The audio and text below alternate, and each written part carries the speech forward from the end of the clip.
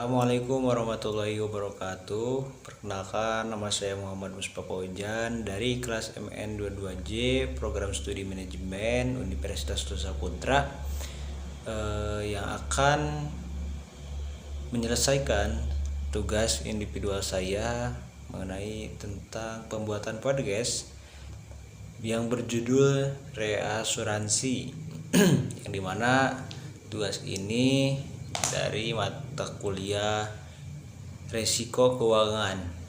Nah, pada kesempatan kali ini saya akan membahas topik yang sangat penting dalam dunia keuangan, yaitu reasuransi. Sedikit gambaran tentang reasuransi adalah salah satu mekanisme yang digunakan oleh perusahaan reasuransi untuk mengelola risiko dan stabilitas keuangan mereka. Mari kita telusuri lebih dalam mengenai konsep ini, manfaatnya apa, dan bagaimana ia berfungsi dalam industri asuransi. Nah, apa itu reasuransi? Jadi, reasuransi adalah proses di mana perusahaan asuransi yang dikenal sebagai trading company mentransfer sebagian atau seluruh risiko yang mereka tanggung kepada perusahaan reasuransi atau reasuradur. Dalam perjanjian ini, trading company membayar premi kepada reasuradur dan sebagai imbalannya reasuradur setuju untuk membayar klaim yang timbul dari risiko tersebut. Nah, ada beberapa jenis reasuransi. Yang pertama ada treaty reinsurance. Ini adalah perjanjian jangka panjang di mana trading company dan reasuradur sepakat untuk mengalihkan risiko tertentu secara otomatis selama periode kontrak. Nah, yang kedua itu ada fakultatif reinsurance. Dalam jenis ini, trading company memiliki kebebasan untuk memilih risiko tertentu yang akan diasuransikan, dan reasuradur memiliki hak untuk menerima atau menolak risiko tersebut. Nah, manfaat reasuransi itu mempunyai beberapa manfaat kunci bagi perusahaan asuransi. Yang pertama ada meningkatkan kapasitas akseptasi. Dengan reasuransi, perusahaan asuransi dapat menerima lebih banyak risiko tanpa takut akan dampak finansial yang besar jika terjadi klaim besar. Nah, yang kedua, stabilisasi keuangan. Reasuransi membantu perusahaan asuransi mengurangi fluktuasi biaya klaim dan menjaga stabilitas keuangan mereka. Yang ketiga ada konfidensi untuk ekspansi bisnis.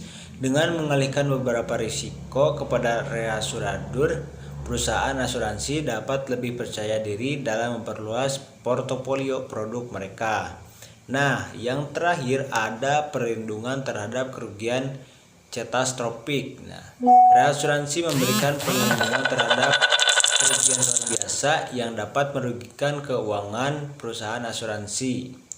Nah, proses reasuransi itu dimulai ketika trading company menilai risiko yang ingin mereka transfer. Setelah itu, mereka akan mencari reasuradur yang sesuai dan merundingkan syarat-syarat perjanjian. Setelah kesepakatan tercapai, nah, premi akan dibayar oleh trading company kepada reasuradur. Nah, saya akan menjelaskan sedikit tentang contoh kasus. Nah, misalnya, sebuah perusahaan asuransi mobil mungkin menghadapi potensi kerugian besar akibat sejumlah klaim besar dari kecelakaan.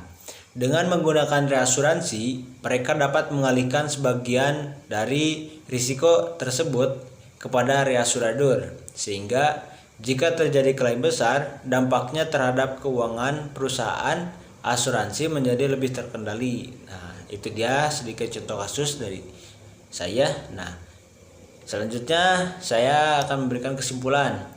Reasuransi adalah alat penting dalam industri asuransi yang memungkinkan perusahaan untuk mengelola risiko dengan lebih efektif.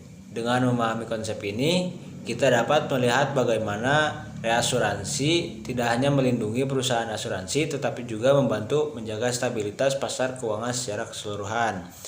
Terima kasih telah mendengarkan episode kali ini. Jangan lupa untuk mengikuti kami di platform podcast favorit Anda untuk mendapatkan informasi lebih lanjut tentang topik-topik menarik lainnya dalam dunia keuangan.